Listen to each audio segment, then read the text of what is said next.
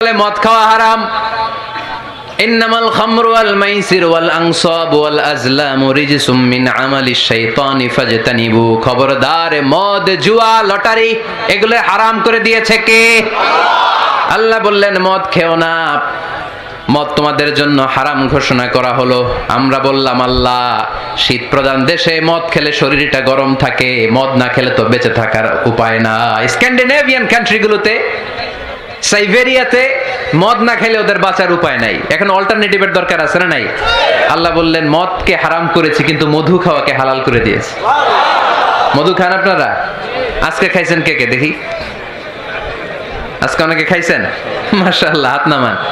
মধু 5-6 চামচ খেয়ে দেখেন একসাথে। মদের বাবা এটা, চিল্লায় বলেন ঠিক কিনা? শরীর গরম হবে, অনেক অনেক শক্তি হবে। মধুর মধ্যে আছে ফ্রুকটোজ। কি আছে? ফলের মধ্যে আছে সুক্রোজ।